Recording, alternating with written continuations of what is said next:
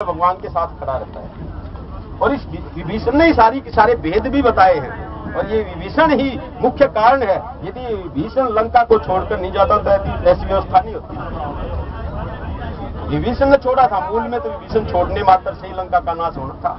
साधु अवज्ञा तुरत भवानी कर कल्याण अखिल के हानि। साधु की अवज्ञा कर दी जाती है महाराज। अखिल का मतलब समस्त, उसका समस्त मलिया मेट हो जाता है। इस संसार में कोई छोटा सा खेड़ा बसा हुआ हो अथवा कोई गांव बसा हुआ हो, कोई पुर बसा हुआ हो, कोई नगर बसा हुआ हो, कोई देश बसा हुआ हो, यदि उसमें साधु का लोप हो जाए, उसमें यदि साधु का लोप हो जाए तो महाराज वो खेड़ा, वो नगर, वो गांव, वो पुर, वो देश भी लोप हो जाता है। ऐसा विधान है बताते। इसलिए हर जगह कोई न कोई साधु स्वभावी जरूर रहता है। जैसे किसी खेड़ा में यदि कोई सती और जति जोड़ा ना रहे तो उस खेड़ा को बसना बड़ा मुश्किल हो जाता है। हर खेड़ा में कहीं न कहीं जति और सती का जोड़ा रहता है, जिसकी शक्ति और धर्म के बल पर वो खेड़ा बना रहता है भाई। ये विधान इसलिए तो कहते हैं पता नहीं कौन किसके भाग का खाता रहता है, कौन किसके भाग्य से कहाँ रहने के लिए सक्षम हो पाता है। ये अध्यात्म के विधान है, बड़े गूढ़ तत्व के विधान है। ऐसी स्थिति जब विभीषण को बाहर निकाल दिया उसी समय लंका का नाश हो गया था। और आज विभीषण को भगवान श्री राम के पास खड़े देकर के उसको क्रोध आ गया और क्रोध आते उसने क्या किया, एक शक्ति छोड़ दी। भगवान राम और रावण के युद्ध में अंतर है कि रावण के पास असंख्य शस्त्र है भाई, अस्त्र शस्त्र। गदा है रावण के पास, बाण है रावण के पास, तीर है रावण के पास, अथवा रावण के पास चक्र है, रावण के पास त्रिशूल है। ऐसे ऐसे साधन रावण ने रखे हुए, लेकिन भगवान के पास कुछ नहीं है, केवल सारंग धनुष है भगवान के पास। धनुष के सिवाय भगवान के पास कुछ भी नहीं है कि भगवान केवल एक हथियार से लड़ते। अथवा संत महात्मा बताते हैं, इसका एक ये भी वर्णन होता है कि असंख्य प्रकार के साधन करने की बजाय एक साधन ऐसा कर लो जिसमें विश्वास हो जाए। यदि एक साधन में विश्वास नहीं और असंख्य साधन कर लिए जाएं तो सारे के सारे साधन व्यर्थ हो जाते हैं भाई। साधन कितना ही छोटा हो वो अपने आप में पूर्ण होता है। राम का एक नाम ही अपने आप में पूर्ण है भाई। एक राम का मंत्र अपने आप में पूर्ण है, रामचरितमानस अपने आप में पूर्ण है, श्रीमद् भागवत महापुराण अपने आप में पूर्ण है, अथवा सब कुछ अपने आप में पूर्ण है। एक छोटा स्वरूप भी अपने आप में पूर्ण है। और गुरु के द्वारा दिया गया कोई मंत्र है, चाहे वो उल्टा ही क्यों ना हो, वो भी अपने आप में पूर्ण है। वाल्मीकि महाराज को उल्टा नाम दे दिया, मरा मरा जप, वो मरा मरा भी अपने आप में ही पूर्ण था। उल्टा नाम जगत जप जाना वाल्मीकि भय तुम समाना। भगवान के हाथों में जो बाण है वो अपने आप में पूर्ण है, सारंग धनुष है। अरे भगवान के संकल्प बाण से पूरे ब्रह्मांड का लय हो सकता है। तो ये तो रावण के साथ युद्ध है, लेकिन अपने भक्तों को इस रण लीला का रसपान कराने के लिए भगवान ऐसी लीला कर रहे हैं। क्योंकि ये भगवान की जो लीलाएं हैं, इनको सुन करके, गा करके और इनको पढ़ करके, इनको अनुमोदन करके जीव इस भव सागर से जन्म मरण के इस फंद को काट करके सहज रूप में भगवान के धाम में जाने के लिए प्रशस्त हो जाता है, तत्पर हो जाता है। ये विधान है भगवान का। भगवान इस विधान को कायम करने के लिए अनेकों प्रकार की लीलाएं रचते रहते हैं। और इन लीलाओं को कौन संभालता है? भगवान का मन संभालता है। भगवान का मन है नारद महाराज, जो कभी रद्द नहीं होता। नारद महाराज भगवान का ही मन इन लीलाओं को संभाल करके और महात्माओं के द्वारा, गुरुओं के द्वारा, विप्रों के द्वारा, साधु संतों के द्वारा, ग्रंथों के द्वारा, पुराणों के द्वारा अथवा किसी भी विशुद्ध आध्यात्मिक विधान के द्वारा हमारे सामने प्रकट किया जाता है, जिसके माध्यम से जीव सहज रूप में पार हो जाता है। ऐसा विधान है। विभीषण के ऊपर वो सांगी छोड़ दी। अब भगवान के पास खड़ा था विभीषण, तो भगवान एकदम विभीषण के आगे अड़ गए और विभीषण को पीछे धक्का दिया और वो सांगी भगवान ने अपने ऊपर। ये भगवान का माना भाई। भगवान अपने सेवक के लिए सब कुछ करने के लिए तैयार है। अथवा अपने सेवक के लिए भगवान ने उस शक्ति को अपने ऊपर धारण कर लिया, जबकि भगवान के ही बलबूते पर पूरा रणांगन राम जी की सेना डटी हुई है। और राम जी ये जानते हैं कि पूरी की पूरी सेना मेरे द्वारा ही, मेरे कारण ही डटी हुई है, और भगवान ने अपने ऊपर ले लिया। ये सेवक के ऊपर है भाई। सेवक के बारे में तो भगवान ने ऐसा लिखा है इस रामचरितमानस में कि भगवान को ये वेद जो है ना, ये कहते हैं सम है भगवान। तो ना भगवान किसी का भला करते ना बुरा करते। भगवान भले और बुरे द्वंद्व समाज से परे, वो द्वंद्वातीत है भगवान।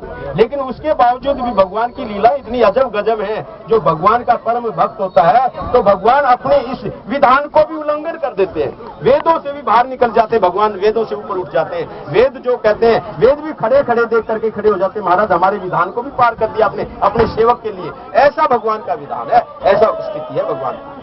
जब भरत महाराज जा रहे थे ना, वहां से भरत महाराज जा रहे थे भगवान श्री राम को मनाने के लिए, वापिस लाने के लिए।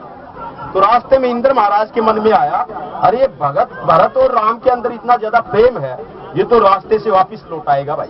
और जब राम जी वापिस लौट आ जाएंगे तो हमारा सारा करा धरा बेकार चला जाएगा। सरस्वती माता को मनाया, मंत्रा की बुद्धि जो है ना भ्रमित करी, उसके बाद मंत्रा ने जो है ना केकई की बुद्धि भ्रमित करी, इंड्यूस करी, और केकई की बुद्धि भ्रमित करने के बाद भगवान को वनवास दिलाया और भगवान चित्रकूट तक चले भी गए। और चित्रकूट से यदि ये भरत वापिस ले आया तो क्या स्थिति होगी, ऐसा कर लेता हूँ इस भरत का ही मार्ग रोक देता हूँ। तो बृहस्पति महाराज के पास गए। बृहस्पति महाराज ने कहा, इंद्र तेरे 1000 आंख है, 1000 आंख लेने के बावजूद भी तुम अंधों जैसा व्यवहार कर रहे हो। भगवान अपने लिए सब कुछ कर सकते हैं, अपने लिए राज तिलक का त्याग कर दिया, अपने लिए अपने पिता महाराज का त्याग कर दिया, अपने लिए जिस माता को जिन्होंने पहले ही जन्म में भक्ति प्रदान कर दी थी, इतना दिव्य भक्त जिसको जन्म लेते ही अपना विराट स्वरूप दिखा दिया, उसको भी छोड़ करके भगवान चले गए। लेकिन भगवान के जो सेवक का जो विरोध करता है उसके लिए भगवान उसको कभी माफ नहीं करते भाई। राम रोष पावक सो जा रही, वो व्यक्ति राम रूपी अग्नि में विध्वंस हो जाता है, जल जाता है, ऐसी स्थिति है। वहां कहा भी है कि दसुन सुरेश उपदेश हमारा, राम सेवक परम प्यारा। बृहस्पति महाराज कह रहे इस बात को, इसको इंद्र महाराज को जब रोकने लगा कि सुन सुरेश उपदेश हमारा, राम सेवक परम प्यारा। हे सुरेश, हे इंद्र, तू सुन ले कि राम को सेवक सबसे ज्यादा प्रिय होता है, ये ध्यान कर लो तुम। और मानत सुनाऊं सेवक सेवकाई, सेवक बहरे बहरे अधिकाई। बस वो तो सेवक की सेवकाई को मानते हैं, जो सेवक से बैर करता है तो भगवान का भी बैर बन जाता है, जबकि भगवान किसी के बैरी नहीं है, लेकिन भगवान वेदों का उल्लंघन कर देते हैं अपने सेवक के लिए। और जदपि सम नहीं राग न रोषु, गए न पाप पुण्य गुण दोषु। यद्यपि भगवान में ना राग है, ना रोष है, ना द्वेष है, ना राग है, ना भगवान किसी के पाप को ग्रहण करते, ना किसी के पुण्य को ग्रहण करते, लेकिन उसके बावजूद भी भगवान की क्या स्थिति है, कर्म प्रधान विश्व रचि राखा, जो जस करे सो फल तस्ताखा। भगवान ने सारे कार्य के लिए कर्म को प्रधानमंत्री बना रखा है महाराज, जो जैसा करता है वैसा काटता है। उसके बावजूद भी भगवान सेवक के लिए क्या करने के लिए तत्पर है। तदपि कर विषम विहारा, भगत अभगत हृदय अनुसारा। इसलिए फिर भी भगवान अपने भक्त और अभक्त के अनुसार विषम व्यवहार करने लग जाते हैं। इसलिए तो भाई वेदों की पकड़ में नहीं आते भगवान कहते वेदों के अधीन है, नहीं, वेदों के भी अधीन नहीं है। जब भगवान का राज तिलक हो रहा था तो वेदों ने क्या किया, बाटों का रूप बना दिया। और बाटों का कार्य होता है किसी राजा की वीरतावली गाना, उसके अनेकों पूर्वजों की जो ना प्रशंसा, एंसेस्टर्स की प्रशंसा आकर के गाना, ये बाटों का काम होता है। अब वेद, चारों वेद बाटों का रूप बना करके भगवान की प्रशंसा, भगवान के जो है रघुकुल वंश की प्रशंसा गाने जा रही। अब वेदों को कोई पहचान नहीं सका भाई वहां पर जितने, लेकिन भगवान ने देखा कि हाँ चारों भाई बाटपन के आगे और पूरी प्रशंसा करें। इसलिए भगवान वेदों के भी पकड़ में नहीं आते और भगवान वेदों का अपने भक्त के लिए वेदों को भी पार कर देते हैं। कहते तदपि कर में विषम बिहारा, भगत अभगत हृदय अनुसारा। और अगुण अलेप अमान एक रस, राम सगुण भय भगत प्रेम बस।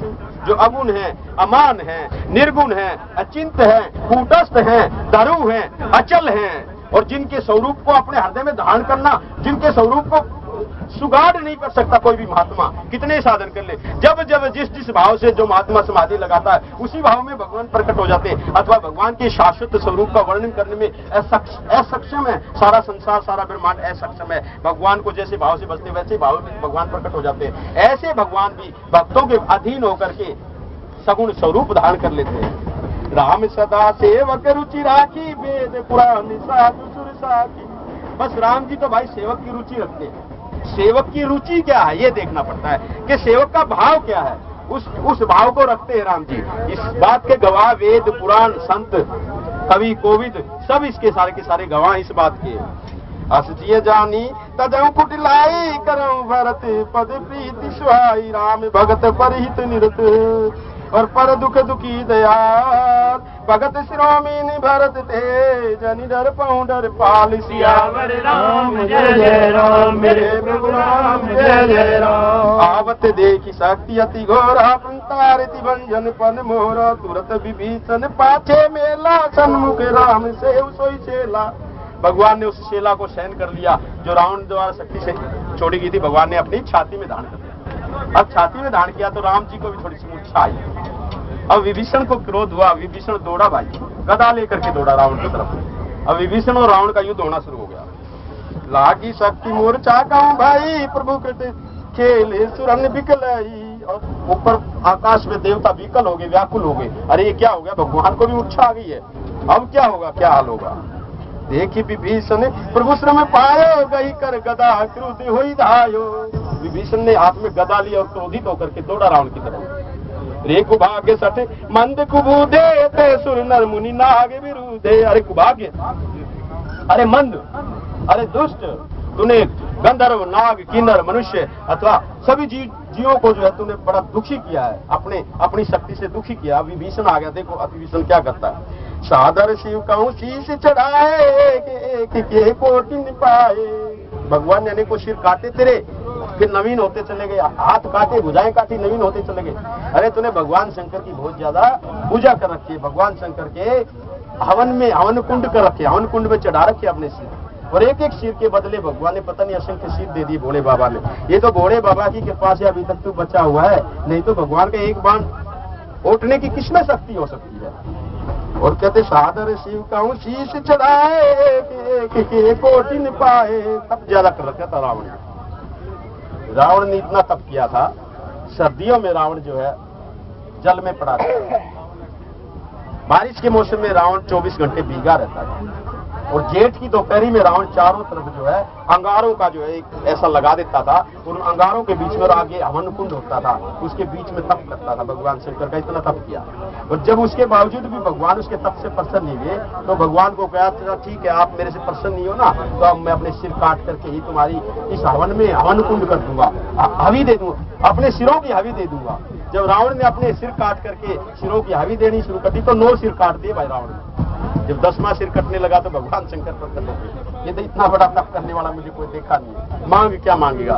तो भगवान ने जो मांगा वो प्रदान कर दिया भोले बाबा ने, तो इसलिए भगवान उसकी सिरों को काट रहे हैं। और विभीषण कह रहा भगवान के द्वारा काटे गए सिर दोबारा नवीन होते हैं, इसके पीछे रहस्य कि भगवान ने एक एक सिर के बदले पता नहीं कितने सिर दे दिए होंगे भोले बाबा ने। सादर शिव कहूं शीश चढ़ाए, एक के कोटि न पाए। तेई कारण खल अब लगी बाचो, अब तब काल शीश पर नाचो। उसी काल से तुम अभी तक बचे, अब काल तुम्हारे सिर के ऊपर मंडरा रहा है। भीषण कह रहा है रावण को, राम विमुख सट चैसी संपदा कही सीमा दूर गया। राम का विमुख होकर के, राम विरोधी होकर के तू संपदा चाहता, तू सुख चाहता मूर्ख। और ऐसा कह करके एक गदा भाई विभीषण महाराज ने छाती में देख के लिया हमसे। श्री राम जय राम, जय जय राम, श्री राम जय